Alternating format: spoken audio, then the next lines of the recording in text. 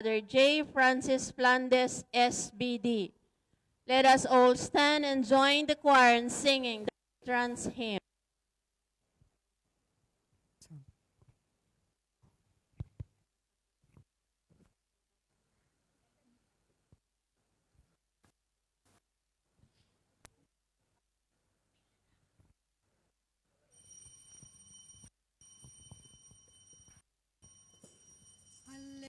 Halle, hallelujah.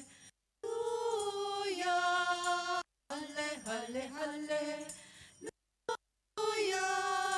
Halle, halle, hallelujah. Hallelujah. Hallelujah. This nation, joyful music to the Lord. Sound the trumpet, sound clear, sound for the world to hear. Be joyful music to the Lord. Halle, hallelujah. Halle, hallelujah. Halle, hallelujah. Hallelujah. Hallelujah. Hallelujah.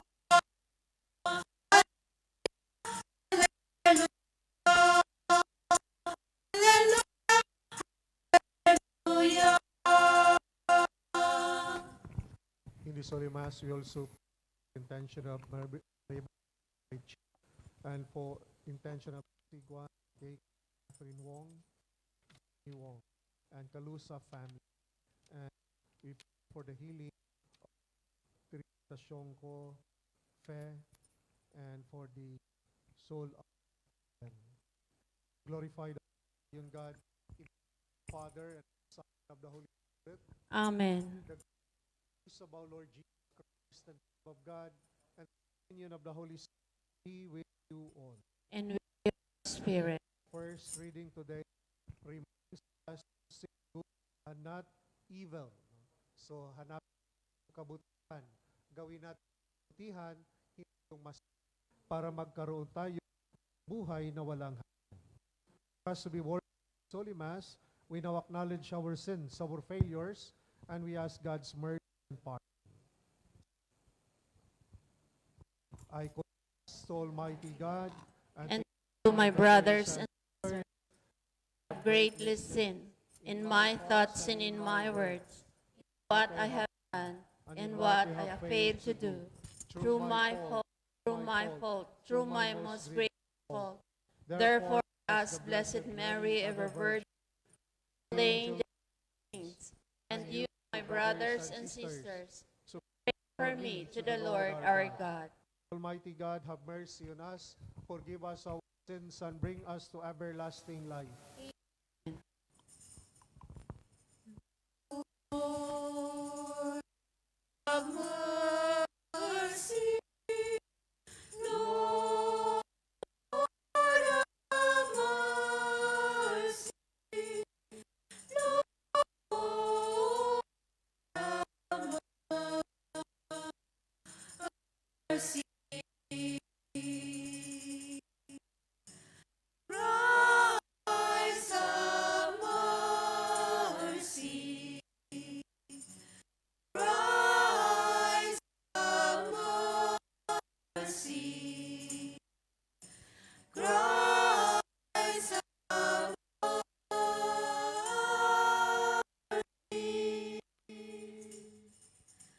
Lord, have mercy. Lord, have mercy.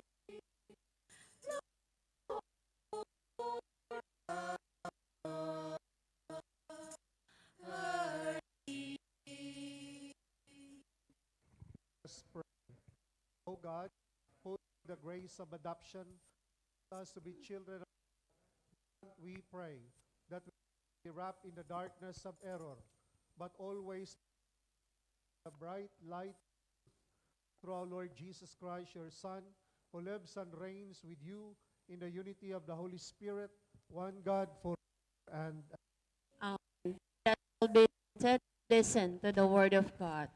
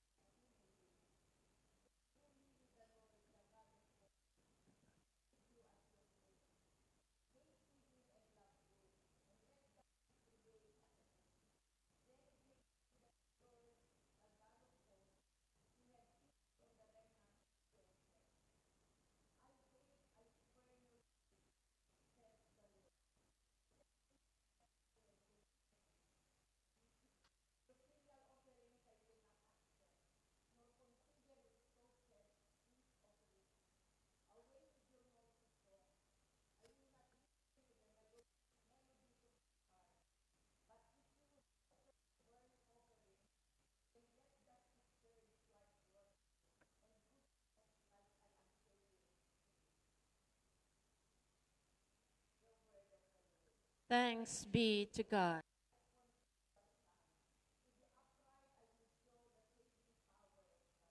To the upright, I will show the saving power.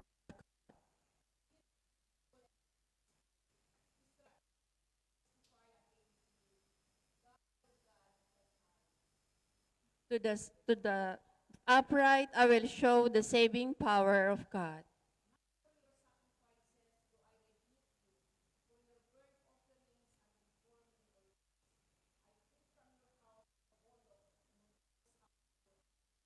To the upright, I will show the saving power of God.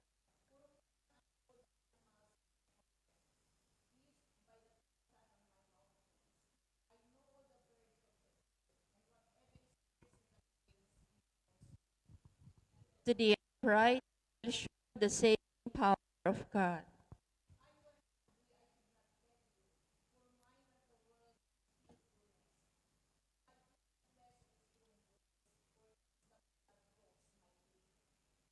To the upright, I will show the saving power of God.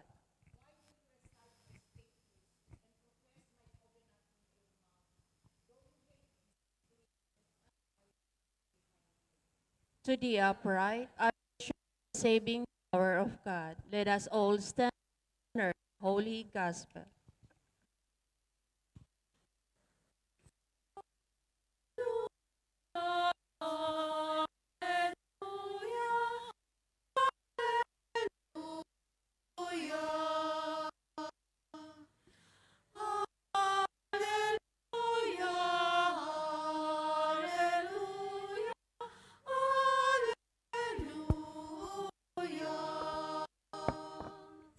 The Father will of that he may be kind of fruits in his creatures.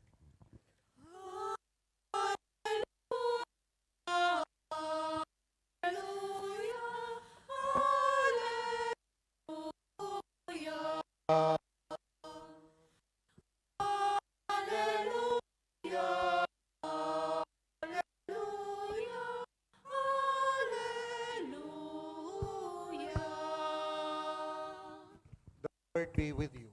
And with your The spirit, proclamation of the Holy Gospel according to Matthew.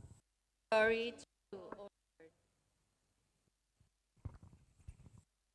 When Jesus came to the territory of the Gadarenes, two demoniacs who were coming from the tombs, they were so savage, no one could travel by that road. They cried out, "What have you to do with us, Son of God? Have you come here us for the appointed time?" Some distance away, a herd of many swine was feeding.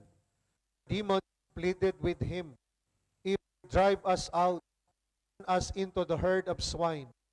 And he said to them, "Go then." Came out and entered the swine, and the whole herd ran down the steep bank to the sea, where they drowned. The swineherds ran away, and when they came to the town, they reported everything, including what had happened to the demoniacs. Thereupon, the whole town came out to meet Jesus, and when they saw him, they begged him to leave their district. The Gospel of the Lord. Praise to you, Jesus Christ.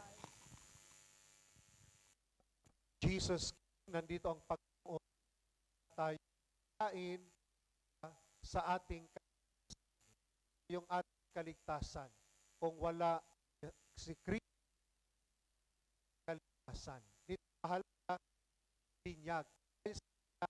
Tayo ay nabati sa kanyang katawan.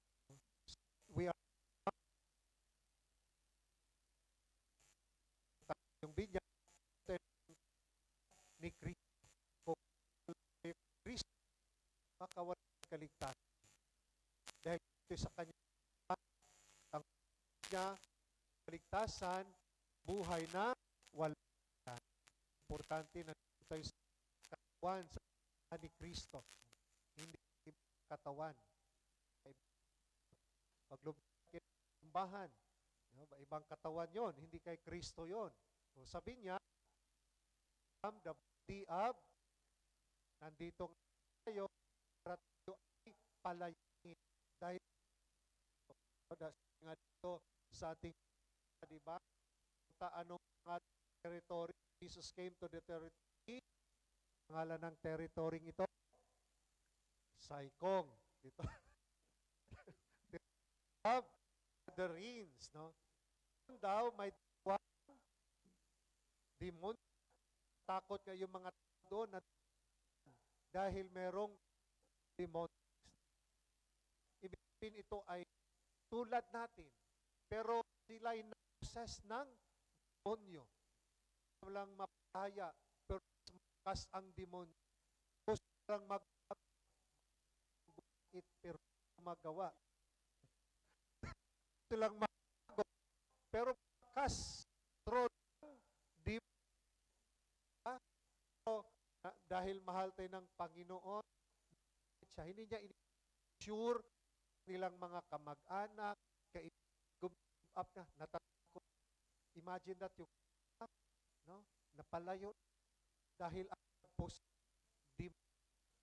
pero lumapit ang Panginoon. Hindi na ang Panginoon. Yung mga tao pumapit ka para mapalaya ang kalayaan. Okay? Hinaan, may demonyo yung buhay natin, nandito si Lord, mapalaya ka. Tingnan mo yung katabi mo. Demonyo ba yan? Mukhang ang Amen? Oh, okay. So, si Lord,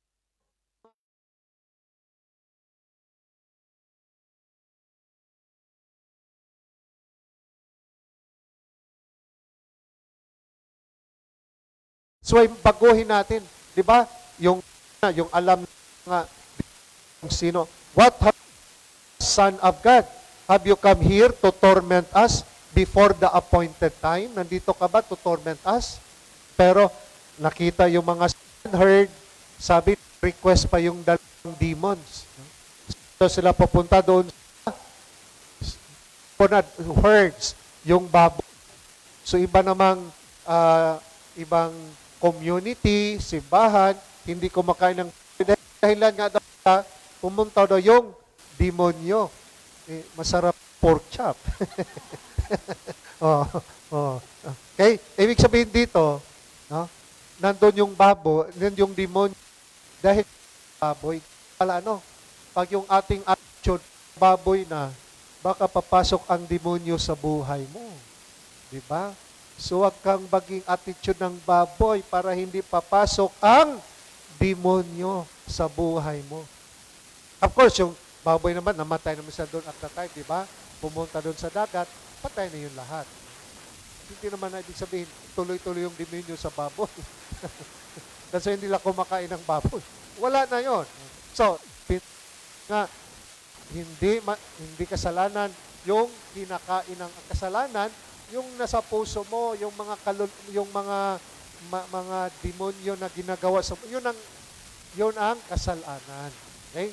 So, ang hamon din pala sa atin, dapat wag attitude yung kababoy para hindi ka maging dapat gumawa ka ng kabutihan. Anong sinabi din sa unang pagbasa? Saan ba kinuha ang unang pagbasa? Sinong pangalan ng propeta? Amos, di ba? Parang mga amo natin to, Amos. Si Amos, no? Sabi dito, seek good and not evil, that you may live. Seek good and not evil. Ulitin nga natin. That you may live. Okay? Ibig sabihin, ang anak ng Diyos, you seek good. Hindi naman tayo baboy. Di ba? So we do not seek evil. Good. Gawa ka ng kabutihan. The more ka gumawa ng kabutihan, the more matanggal ang demonyo sa buhay mo pag gumawa ka ng kabutihan. Maski yung iba hindi mabuti sa'yo, nagkasala sa'yo, do good. Okay? Kasi pag nagkasala sa'yo, pinipili yung ay hindi yan good. Ang good, maski hindi sila good sa'yo, pinahirapan ka, you continue do good. At anong promise? That you may live. Para mabuhay ka. So, yun ang parang ang hamon dyan. Para mapalaya tayo sa buhay natin, gawa ka ng kabutihan. The more gumawa ka ng kabutihan, the more mapalaya ka sa kasalanan mo. The more mapalaya ka sa demonyo nagposes. Sabi ng demonyo, gantihan mo yan. Maski kaaway mo, you do good. Kasi pag ang demonyo, isip niya, gantihan mo yan. Pinahirapan ka yan. Gantihan mo. No? Gantihan ka. Saktan mo rin yan. Saktan mo rin yan. Hindi ka maging malaya. So ang kalayaan pala, maski hindi sila mabuti sa'yo, pinahirapan ka, tuloy mo lang gumawa ka ng kabutihan. Yan ang kalayaan. Huwag mong pakinggan ang demonyo. Sometimes ang demonyo, gagamitin din tayo ng demonyo. Diba? Lapit kita. Tapos sabihin, pag ginamit ng demonyo, may lumapit sa'yo. No, kasama natin. Grabe talaga ginawa ng asawa. At tapos, kung gamitin ka naman, sabihin mo, gamitin mo rin, gantihan mo. Maghanap ka dito, dami dyan chimchat-choy. Oh. Ginamit ka ng demonyo.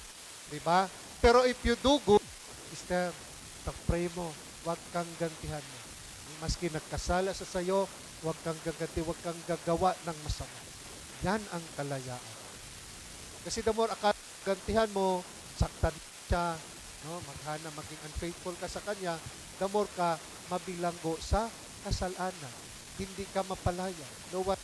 Seek good, not evil. Maski nasaktan ka, then huwag hayaan yung galit, yung puot maghari. Magpatawad ka. Magpatawad ka para maging malaya ka. The more hindi ka magpatawad, wala kang kalayaan. Tapos katabi mo pa ngayon. Oh, di ba? So mamaya magkita kayo doon sa worldwide. Galit na galit ka na. Galing ka ng simbahan, masaya. Pag nakita mo Donald, high blood na. Okay? So seek not evil. Okay? That's why para ang demonyo hanggang sa buhay natin. Ang demonyo hindi na maghari. So, kung kung nag-recreate ka pala, gantihan mo, demonyo pa rin. Kung hindi ka nagpatawad ngayon, demonyo pa rin sa buhay mo. So, wala kang kalayaan. Gusto kang maging malaya? Anong gawin natin? Do good. Kung gusto maging malaya, do good. Okay? Continue do good. But, okay? Just good.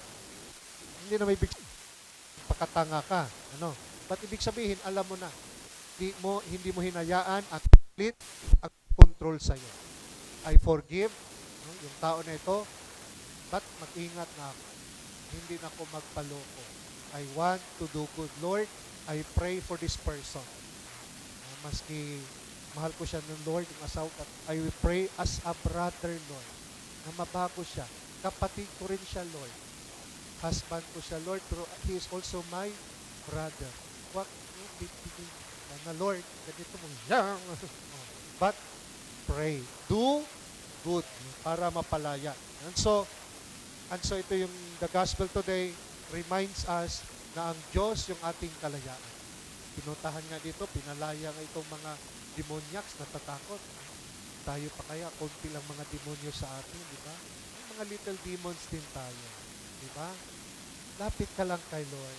Lord, tulungan mo ako, Lord, na mapalaya ko, Lord.